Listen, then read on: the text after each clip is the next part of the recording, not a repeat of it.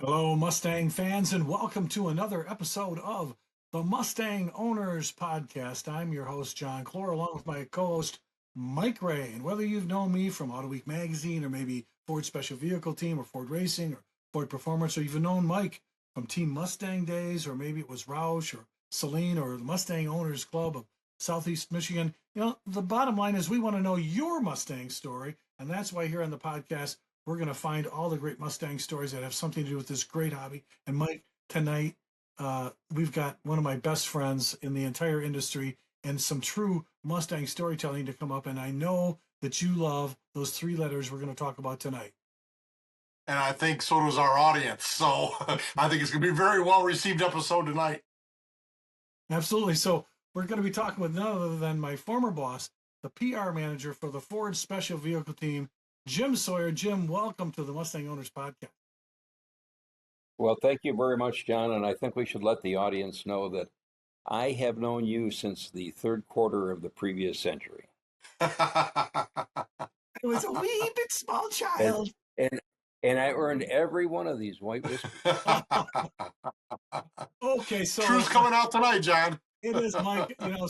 Mike, you and I go way back, way before people knew us being together. But in Jim's case, I shouldn't have just announced that he was part of my career at Special Vehicle Team. He was the biggest part because I wouldn't have been there without Jim. In fact, I met Jim when I started at the Detroit News. I spent 14 years there. And Jim hired me in, and then Mike, he fired me on my birthday. But then he hired me right back when he realized what did you do? he laid off too many people. Yeah. This is not. I don't make this up. Well, it was this thing called the Arab oil embargo in the previous fall that cut revenue at the Detroit News, and I was told, you have 33 people working for you today. Tomorrow, you only have 9. Who do you want to let go? Oh my God! And John, you were number one on that list, huh? I was last to be hired. No, he was the last. He was the last cut. Obviously, I hired him back, so he was not let go for cause, but he was brought back for cause because he's a good guy. Good. Yeah, so we worked all those years together. Jim was a certified car nut. His dad worked at Ford as an engineer, and Jim, was it correct? Your dad had something to do with the retractable Ford hardtop? Yes, he was a warranty engineer on it. Oh my God! And is that the 57? 57, yeah. That was a car Gail was on, right, John? Yeah, Gail Halderman. Yeah, and so Mike, the warranty on that hardtop, the did all this and all those motors and 5 yards of wire, 5 miles of wiring, and all those solenoids. So your dad, you're lucky you weren't beaten as a child. Well, he was never home. He was always out at dealerships doing warranty work, So, well, Jim, that model lasted for 3 years, and they said, "Oh, geez, this isn't working." So, what did they do? They brought it back for the Lincoln convertible.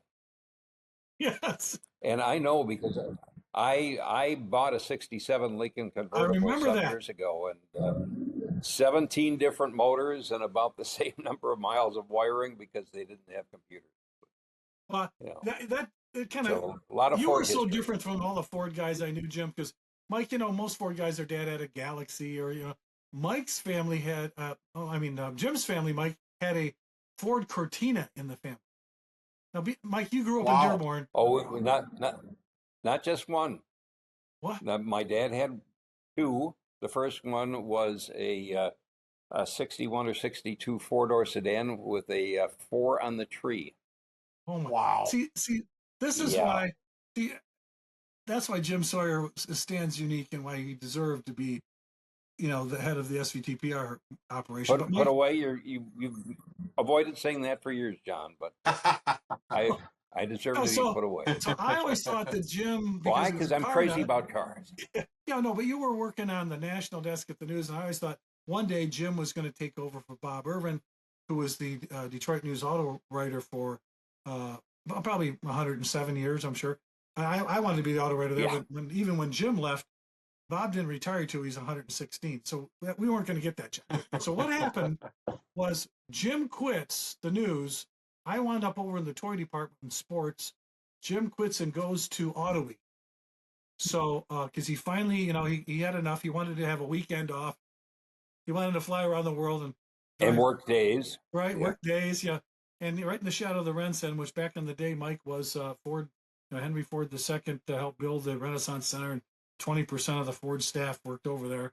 And so we would hang out with some of those PR, PR guys were always around Auto Week, right in the shadow of the Rensen on Jefferson Avenue in Detroit. So then Jim calls me and says, "Hey, how's the news going?"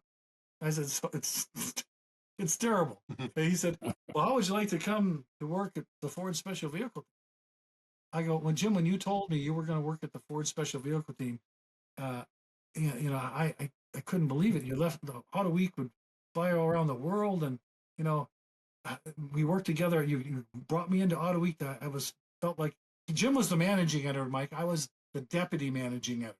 See, so Jim was like Andy Griffith, and I was like Don Knotts. Barney I Fife. was like Barney Fife. So, No, I was the dog and he was the deputy dog. well, the deputy. So what that means for those of you who don't know what a managing editor, the managing editor got to go to Michigan International Speedway and test the cars. The deputy manager had to stick around to make sure the book got shipped, and then we got to keep the editorial assistant in line and make sure the publisher drove home with the best car in the parking lot. Well, Jim was so, and I left many late nights. So if you were early, one guy get the Ferrari, another guy get the Mercedes, one got the Acura NSX. So if you leave late, you'd be lucky enough to get the Geo Metro, the Silverado 1500 HD, the good stuff. So anyway, so the Jim Yugo. and I couldn't believe he'd leave Auto Week as managing editor and then go to Ford. But I knew he was a Ford guy, but I heard that the special vehicle team, Jim, did not have an advertising budget, and you were going to be the PR guy. And I thought to myself, what happened? Jim was the smartest guy I knew, Mike. Why would he quit and go to a upstart skunk works at Ford with no because I advertising? wasn't the smartest guy. That just answered that. John, here's actually what happened. Now you got your answer, John.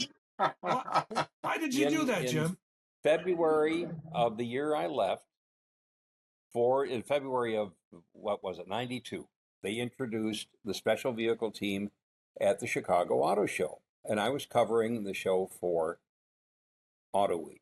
And they also had the Lightning there, although it wasn't officially called the Lightning, even though that was inscribed in the seat backs, strangely enough.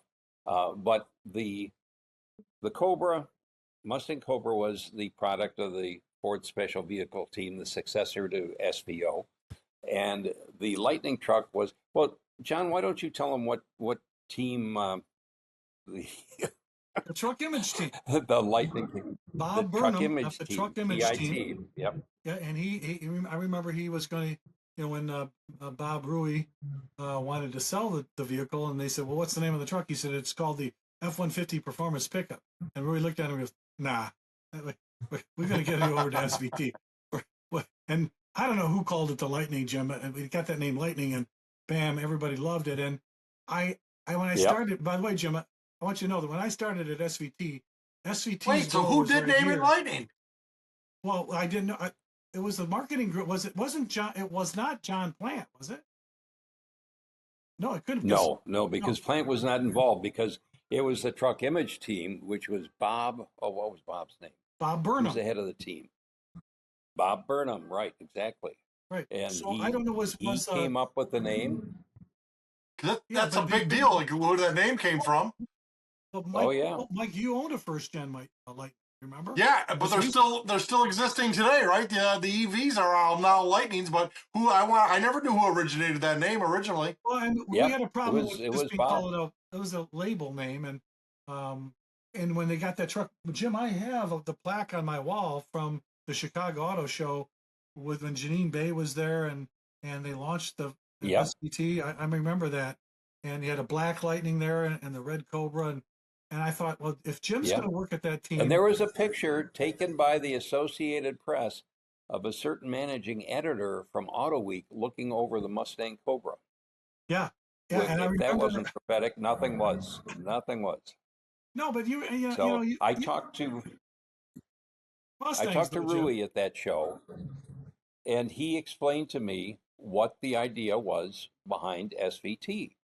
It was the performance enthusiasts within Ford making vehicles for performance enthusiasts. And I said, finally, somebody's getting it. And so I talked to, who was it, Scott Sweetie, who was working for Campbell. And I said, I'm looking for something else to do. And, you are a good PR guy, but so many people in PR think that if they call you, if you have a question and they call you back in 2 weeks, that's quick. Yeah. I said, we got to do better than this. And so he talked to Rod Campbell, and Rod Campbell talked to me, and there I wound up. And I'll use this word a lot because it has deep meaning for both what Auto Week was at the time and what SVT was, and that is team. We built a team at Auto Week that was cohesive, that worked together, that pulled in one direction, that accepted responsibility, that had ownership for what we did. And John, that was the secret of our success at SVT. It wasn't just one person doing PR. It wasn't just Lee Moss with dealer relations.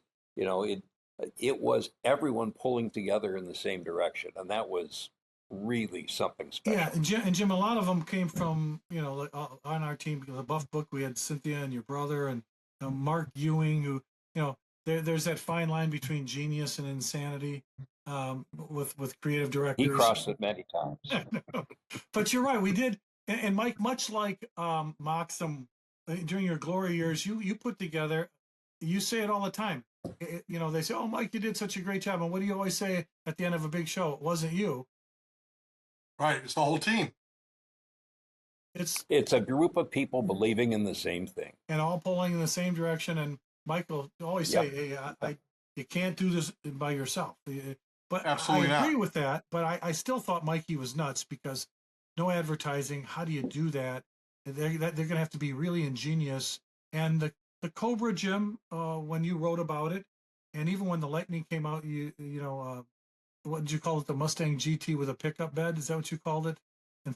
Something like that, yeah. Yeah, it's a Mustang GT. So those products, Mike, and we had Janine Bay on, remember?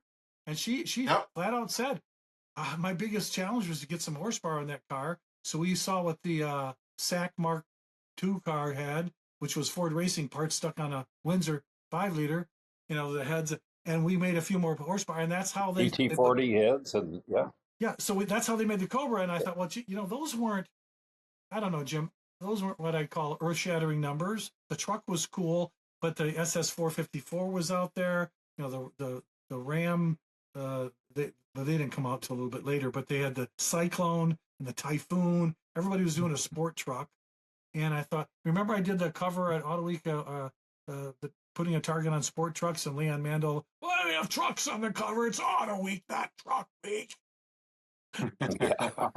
You remember? And I thought, Jim is, as much as he hired me at the news, he hired me at Auto Week, and I hated to see him go to Ford. I thought he's just going to run into a buzzsaw there. Corporate America, bigger than all the companies we worked for prior, and he was going to get eaten alive. But what happened? In 1995, I get a phone call. Jim wanted me to meet with Rod Campbell. And Jim, in a typical fashion, he's never reel me in properly. Mike, he set up a lunch at, I forgot what restaurant in Dearborn. And Jim, I didn't know, was conniving. They were going to open up a communications manager spot to work under Jim to support the launch of this brand. And we went to lunch with Rod, and Rod pulls up in his Ferrari. And we remember Jimmy gets out and he throws the keys to the valet. And he walks up and he goes, "Hi, I'm John Clark." And I say, "Hey, wife got your good car?" And Jim, I don't even remember this, but you looked at me like, "Oh, John, why this joke? Why did you do that?" So during the interview, but it worked, didn't it? Yeah, I don't know. Yeah. So during this interview, he said, "Well, you can't be a PR guy and work under Jim Sawyer. You have no experience. You're just an auto writer." why would you think you could do communications and PR for SVT? Campbell points and looks at me and gets me real close to the face like that. And I go, well, so let me get this straight. So with no advertising budget, you're going to pitch this brand to Buff Book, right? Because yeah. I said, well then, who would know the Buff Book guys better than Buff Book guys? We know where all the bad PR guys are. We know all the lousy press kits. We know all the lousy routes. We know all the lousy programs. We've been there, done that, got the T-shirt. So I'd be the perfect guy to help out Jim.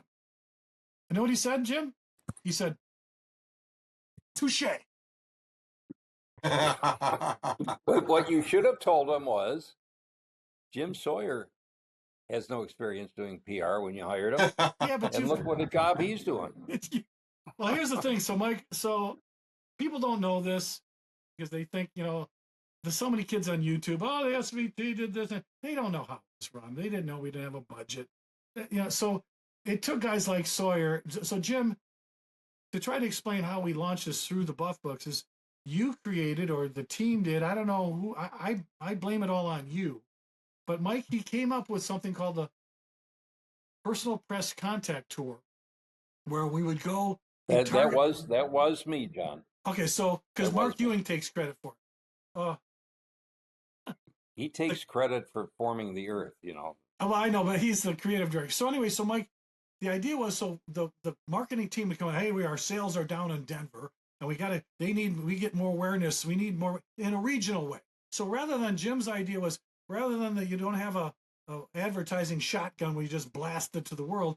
It's a rifle, one single bullet to one area of the country where we need attention. So Jim would put this little tour together. He'd get the engineer, the chassis guy, the marketing guy, Paletti, the designer, and then he'd have us call the local paper, the auto writer, the local news outlet, the TV station. And Jim, usually it was some kind of lifestyle magazine or guy, right? And then or if there was a freelance auto writer in the area, we would invite them too. Yeah, so Mike, this is before the internet. The influencers were the people who wrote for the magazine, and then we'd fly into this country. So what Jim would do is he go, okay, you and my partner Dan Reed, we're going to send you in there, and you go call the clubs. Like what? Just call the clubs and find out where do they take their cars for a drive. Where like the back roads. So where do they find the cool 2 lanes that are out there, and then find a cool little restaurant where we could sit down with the writers, just 4 or 5 people from Ford and 4 or 5 writers and influencers, and just sit down and have a dinner and talk cars. So he'd send us out on these crazy wild goose chases. We'd call the clubs, or Jim would get, try this road, follow the river. And so we'd go out on these what do we call them, Jim? Scout-a-route. Yep. So we would go out and find these cool roads. And Mike, you know this damn well. The club guys know where to drive on a Sunday afternoon. Yep. Yeah, for sure. I mean, they hang out, they do the those routes. So we would go into that town, find the route, get the hotel, get the restaurant, and here comes Jim and the team and the engineers, and they would have that dinner, and they felt like Ford's one-on-one with these guys. And Jim, that thing worked like freaking magic. I mean, all across the country, wherever you send us. I mean, we made hits, we made friends, and I think they saw something, Jim. They saw that we were real. Well, John, the key to it, 2 keys to it. Remember the 4 hallmarks: performance, substance, exclusivity, and value. That was part of our message. These are the things that the cars you will be driving on these roads that your colleagues in the clubs have picked out for us. These are the things that you will see. We may not be a BMW M3, but we are 90% of it at 75% of the price. And you tell us if we're wrong. Right. And at the end, they would say, yeah, you're pretty much right. And then we would promise we would do more, which opened the door for the sequel that did not star Arnold Schwarzenegger. We would come back a year or 2 later with new products and say, okay, judge us now. Did we live up to what we said we were going to do? And that's, that's what a brand is. It is a promise, and it is keeping a promise. Yeah. And that's what we did. And we worked, again, a team, we worked together. Now, one of the hard parts was telling the Ford guys, you are going to be asked, and going back to a car of that era, you're going to be asked what you think of the Chevrolet Impala SS. Be honest about it. That's a pretty damn good car. Don't denigrate it. Show that you are an enthusiast just like these auto writers are. And I think that helped impress them too. Oh yeah, and Mike, and it certainly impressed the Ford guys. Oh, well, at first, so Mike, you can imagine, we would have these talks, and they knew us from Auto Week, and they knew we were enthusiasts. So we're not, talking heads, wannabes. That we had our own credential, knowing cars, and so when we said something, and Jim, we spoke the truth. And remember, we go to the meetings with Coletti and sit there with Tim Boyd. Tim Boyd. And the engineers say, well, how did the show go? Well, what did the media say? Well, John, they said your gauges suck. They're just idiot lights. And the seats, they could be better. The bolster, the engineers talking directly to marketing with PR and marketing and communication all in the same room. What a cool idea. And Jim, that's when I thought I hit the jackpot following after my third career with you, news and Auto Week and now Ford Special. This is the perfect place. And no, this is going to be the way Ford Motor Company should be run for the rest of the time. And what happens after 10 years, we got disbanded. So that didn't work out, Jim. But I think your work in making SVT the longest running, best selling, most successful niche vehicle performance group in the 120 some year history of Ford, that can be unquestioned. The question was, the more Ford, what did Ronald Reagan say? Hey, I'm here from the government and I'm here to help you. What's something like that? Yeah, most feared words. When Ford got into your knickers and said, hey, we want you, we did the SVT Contour. We didn't know it had a short shelf life. We worked we worked like hell to get some horsepower out of that car. Jim, that was a cool little car. For those of people, yes. When you drove it, we didn't know it was short lived, and we had no budget, but and ditto with the SVT Focus. We were going after, what was it, the Civic SI or? Yeah, that was we're going after that. That was probably the biggest seller in that part of the market. But I'll tell you, John, how I knew SVT had made an impact on Ford Motor Company. So 1996 model year, we introduced the 464 valve SVT Cobra, 310 horsepower, great car, handled well. Fast forward, 16 years to 2012. I'm no longer at Ford. I'm no longer at SVT. I needed a new car. And so I started looking around, and I bought a Mustang, a base Mustang with the 3.7 liter V6 engine with 307 horsepower. And I got the leather interior, and I got the stereo, and I got the manual transmission. And that car had all the performance of the 1996 464 valve SVT Cobra. And it was the same price 16 years later, no inflation. And it was a mainstream Ford product. That's how I knew that SVT had an impact on the way Ford Motor Company did products and how it thought. That, Jim, is a home run. That's exactly what happened. And then, Mike, you sell RTR with a supercharged. How much horsepower does the supercharged RTR have on it, Mike? 800. Oh my God. Jim, 800 horsepower in an S650 Mustang. Yep. And we prayed, we got down on our knees at Willow Springs. We got over 300 horsepower now with Mustang Cobra. Yep. My God, what we instilled in the company about performance matters. And can we do it? Can you push yourself to build that kind of stuff?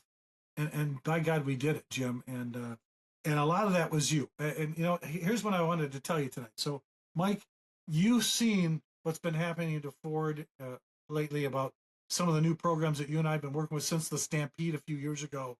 These new agencies are coming in. A lot of the Gen Xers and Yers are coming in, and and they're coming up with these, oh, we got these great ideas, And so when I first heard of the experiential people about how we're going to use influencers to sell our product, I started to laugh because I thought immediately of Jim Sawyer, who this is nothing new. That gives someone this unique experience with a product and give them that one-on-one, treat them like family, and they'll have a positive image of the brand. Because Jim did this 35.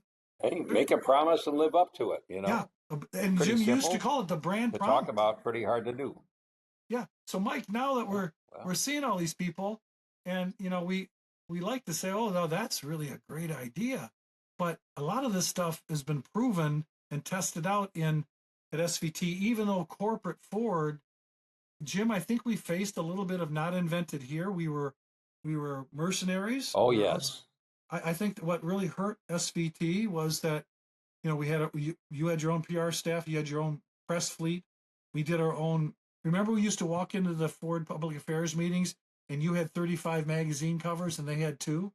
It was just me and you and Dan Reed, and they had 35. Yeah, and they were so happy that we contributed that way, weren't they? No, they hated us. Do you remember going to Vegas for SEMA one year? And we were there for SVT, but Mainstream Ford had its own products, and they had some sort of problem with the door skins or something wrong with the paint. So the Ford corporate PR people wanted all the PR people to get up at 2:00 in the morning and come and strip down the paint by hand on these sheet metal parts, and then prime them and paint them with spray cans. No way. And they wanted us to do it too. Yeah. It's that was the sort of stuff we had to fight and put up with. And my problem was that the funding for SVT originally came from here and there and everywhere. So the money for the public affairs manager, which was me, came from Ford Public Affairs. Right. So they thought they owned me. Yeah. And I said, I'm sorry, I don't work for you. I work for Rod Campbell on the SVT account. And we had our battles. Heck, they even tried to change my name on the credit line on press releases. I mean, I had been known for years at the Detroit News and Auto Week as James D. Sawyer, and they wanted to put down just as Jim Sawyer. And I said, look, you're throwing away all this credibility, plus you're throwing away the way I identify myself. So if you insist on doing that, then just take my name off, because that's not what I want to do. And they backed down. So Mike, what does that tell you? So here's a guy, and Mike, you've worked with all those guys on the Mustang accounts, especially the agency guys, who I used to call them bobbleheads, because when you were told something from Ford wants this and they do this, oh yeah, okay, yeah, even though they know it may have been wrong or that's not the way to do it, but that integrity, where it gets to the point where, hey, they're not going to like me if I don't agree, but you either stick with your integrity or you sell yourself out and do it their way. And Mike, you've been in that situation, because Jim, Absolutely. Mike saw a mistake on a ready to print. Few mistakes. Yeah, a huge mistake. It was identified the wrong car, EcoBoost as a GT, and his boss had already approved it, and he pointed it out and got knocked for it. I mean, he could have said nothing, and they could go to press and make a million of these, but he spoke up, even though his boss had approved it, and embarrassed his boss. Hal Sperlich embarrassed Henry Ford II and got fired and went to Chrysler. Yep. I still think Hal Sperlich was a genius. The bottom line on that, John, is if that would have went out, I would have said yes, and it would have went out. And then the enthusiasts that are out there recognizing and pointed out to Ford, guess who it comes back to and does get fired would be me. Because I'm the one that signed off on it. That's right. Yeah. But Jim, your integrity was always number one. And, working for you, not just at the news, and I learned a lot. And then, of course, at Auto Week, I didn't like to fly, so Jim sent me to Ireland and put a little thing on. Dear stewardess, take care of this guy. He doesn't like international travel. And so, but Jim, once I got to Ford, you and I saw eye to eye, even though I was like a kind of a wild bull in a china shop. I think what we did together, I think we worked well together. And Mike, what he would do, Jim was so scary that when he'd send us off to go come up with a new press program, he'd tell us where to. So we'd fly out there, Dan Reed and I, and we'd land and we'd get the rental car, and all of a sudden the phone would ring. We're out on this middle of the road, and Jim goes, "Hey guys, where are you?" "Well, we're here on highway whatever." Like, that's where we were. And I go, "This is before Google Maps or Apple iPad tracking. What do you? How did you know this is where we were?" Because that's Jim was always thinking the next step ahead for the next program.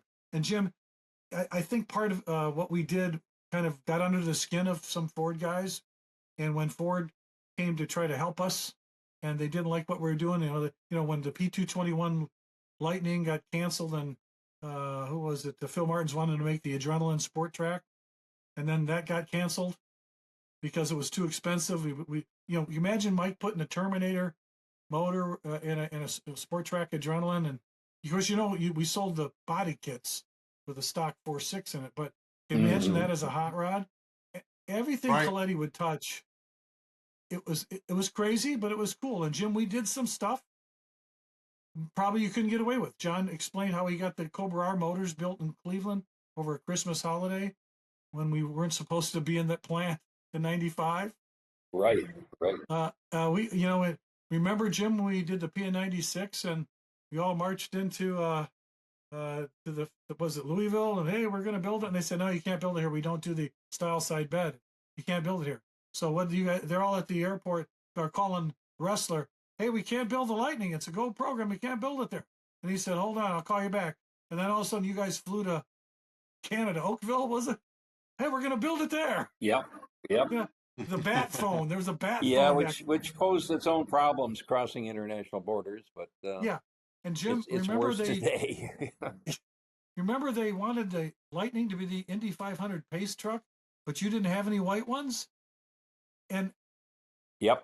You went to Mako at 2:00 in the morning and painted a red one white, and then you drove it? No, I can't remember exactly how we got them painted, but they were painted at the plant. They were made at the time at Michigan Truck, and they did make white F-150s, but they did not have the matching urethane bumpers. Oh, okay. So somehow we had to come up with those, and we needed we needed 6 trucks, Right. because we were doing the press program on the Mustang anniversary, which a certain John Clore was representing Auto Week at, and somehow he talked somebody into letting him break the 60-mile-an-hour speed limit going around the track at Indy. But I trusted him. I was in the passenger seat. I knew what could have happened.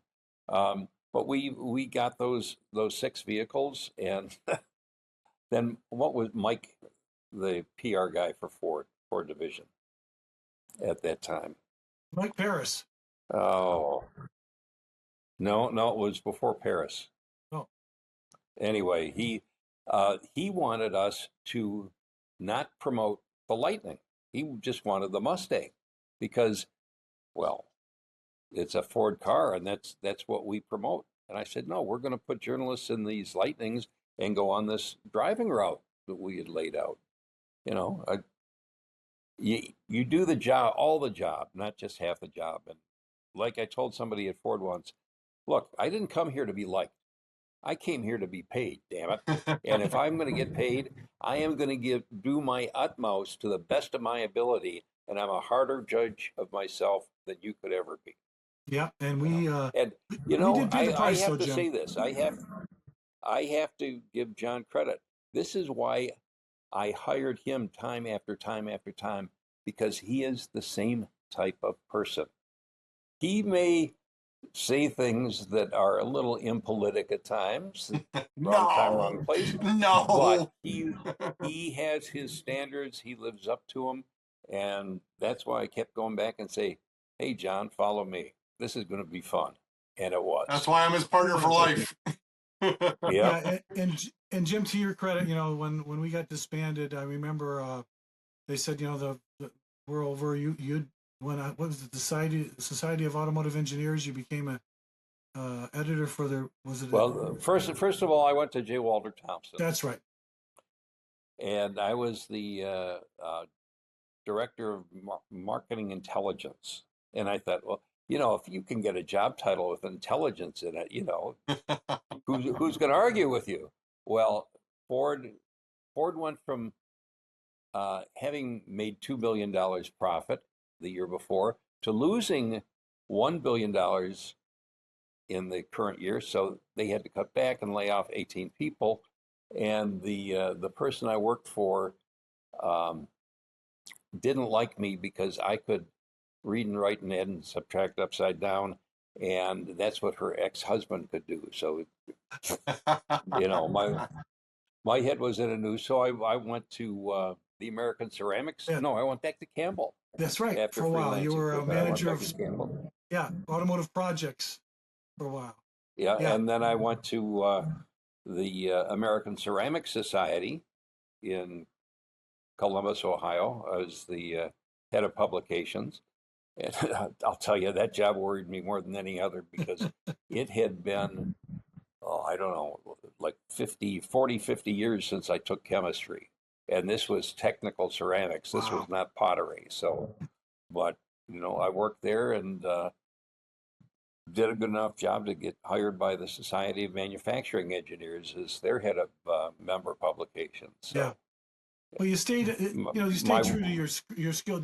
Mike, back then, we're talking, early 80s. And Jim took Auto Week from a weekly newspaper, kind of racing paper, to a real magazine. It was a tabloid. From the 85, 86 era. He went into that little tabloid newspaper into a real, honest to God, glossy magazine. That was, and coming over there and doing that job with him, that was what a dream job. But then coming to Ford SVT, and we knocked our heads against the wall going against mainstream. They didn't get it. They didn't understand us, but we had to stay true to our enthusiast roots and to Jim, our scruples, as we wanted to build this brand and make it successful. And there's a right way to do it, and there was a wrong way. We didn't sell out. And then when they come, professional standards. Yeah. You were gone, Jim. And then when they disbanded us, I had a buddy. We brought our F-150s. We dumpster dove to get all the old brochures and everything out of. They wanted to, grind up all the records. And for the longest time, you had my tub of those old routes until your wife said, "Why are you holding on to a plastic tub in your garage for 30 years? What's wrong with you?" He said, why can those things park in the garage and I can't? Right. Why should John Clor's plastic tub of old driving routes be in your protected garage? And your car, you got to scrape the windshield. That's just not right. But now we realize, Jim, now had you had that bucket and we redid all the SVT driving routes, you could hire another car. You go to Mike at Gorno Ford, and he'll hook up you with an RTR with 800 horsepower. So, Jim, looking back, I mean, your finest moments. I mean, we had some great launches. All of them were memorable in one way or another. I had some hiccups. I did turn a Lightning pickup into a convertible. I mean, we may have gone over the speed limit a few times. Lucky we didn't have. But never knowingly did we break. Because you look down and you didn't like, wow, these mod motors are fast.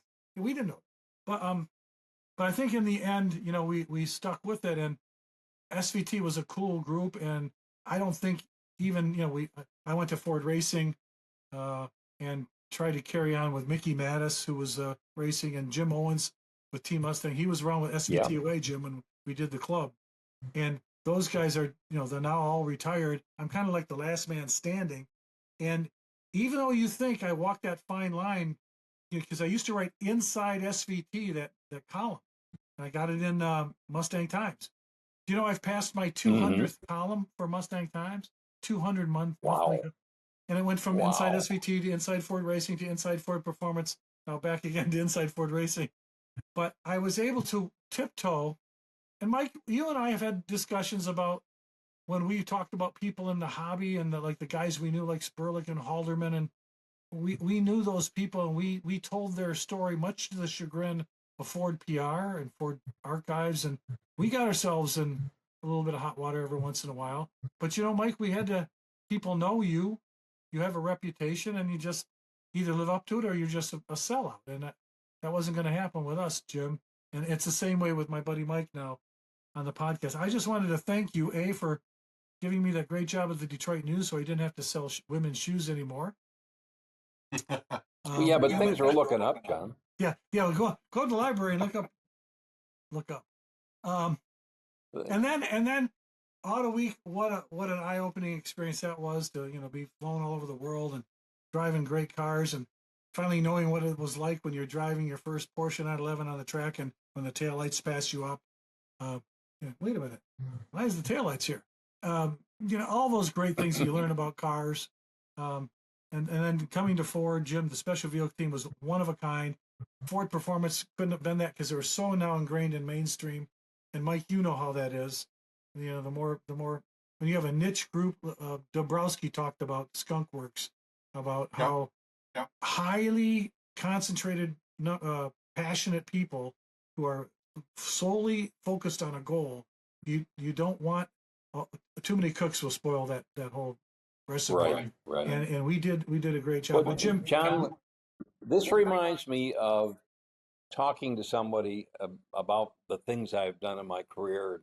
The time at Auto Week and at SVT and traveling all around the world and driving all these fantastic cars. And they said, "Wow, what was that like?" And I thought a second.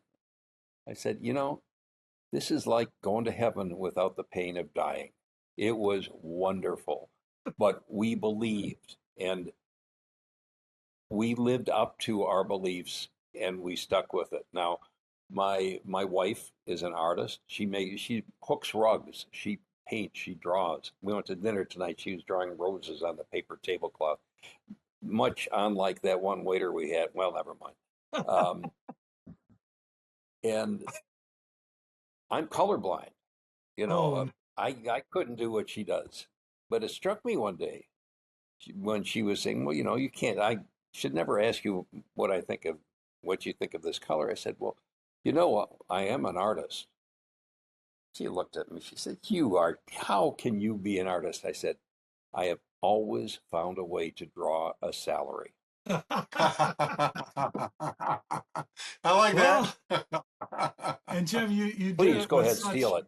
Very powerfully so at SVT. And Mike, we have a lot to learn about that because we, as Ford now reintroduces itself as Ford Racing and has a more focus on motorsports, the legacy marketing that I've been doing, Jim, since you left Ford, is no longer looked upon as the target. And we're coming to a time when clubs and what Mike's done for 2 decades, working so hard in the hobby, and working hand in hand with Ford loyalists, where that is not going to matter anymore to the company. They're moving on. So what Mike and I want to do is to follow your advice, Jim, is figure out how to draw a salary. if we that's why it's so imperative, everybody out there, if you love to hear stories from inside Ford like this, you've got to subscribe to the Mustang Owners Podcast and hit that notifications bell, because if you don't subscribe or at least hit a like, you're not going to get content like this made. And as far as we know, nothing like this is on the internet. There's 1,000 Mustang things on there, but they're not from people like Jim Sawyer, who was there to launch a great brand, SVT. And Jim, we're going to have you back on, Marcy Cipriani of the SVT store, who does Mike's beautiful, Mike, is that a brand new? That's a brand new hoodie. It says the Mustang Owners Podcast. Quarter zip. Yeah. Well, yeah. So if Marcy can make those from the SVT store, Jim, we knew Marcy back when she did the SVT recognition guide, remember? And she now has a new SVT guide that's out on the SVT store, Mike, that recaptures all the years of SVT, even beyond when we were disbanded and they had SVT branded vehicles made by Ford Performance. So if you want to see that, that's on the store as well. But we want everybody to get yourself some SVT branded books and little collectibles that Jim was there to make all those cars happen. And then get yourself a Mustang Owners Podcast shirt, because Mike, if we see someone out on the road with a Mustang Owners Podcast shirt, what happens to them? They get a free gift right there on the spot from one of us. And so just make sure you purchase this beautiful gear. There's all kinds of choices out there, and wear them to the next event. That's right. take the stuff out of our pockets because it's ruining our pockets. Carrying the stuff he gives you. So, but Jim, we have to have you back because there are several stories that John Clutty talked about, that Janine Bay talked about, and we're going to have Dan Reed on as well. We want to talk about some of the inside stuff, some of the things that people don't know because they weren't there, and we never told them that because, well, depending on what happens to the Club Connect program and things like that, Mike and I want to bring all this to bear on the hobby because everybody's got a Mustang story. And Jim, yours has been one of great success. I have to thank you for spending some time tonight, but don't go too far because Mike and I are going to have you back. Well, John, I'm glad to be here. Very honored to be asked to relate some of my ancient history, and yeah, I would be more than willing to come back. And just remember, what goes around comes around. Electric cars were hot 125 years ago. They got hot again, and now they're fading away. So yeah, proves my point. We remember we were doing the stories about car heaters and how they wanted to end cars, and cars are terrible for the planet. Yep. But we found there's a pendulum. Things are cyclical, and hopefully, Mike and I are committed to making sure our love for Ford Mustangs and the automobiles don't go away. That the hobby lives on in young people who have no idea about the joy of working with your hands and working with car people and to be in this great community. Jim, it's been a superb pleasure to work with you all these years. And by God, you're going to come back and we're going to tell some of those stories because that's why people come to the podcast. And it's all because of you, Jim Sawyer. Thanks for joining us tonight on the podcast. Well, thank you. No problem. Mikey? And one parting thought.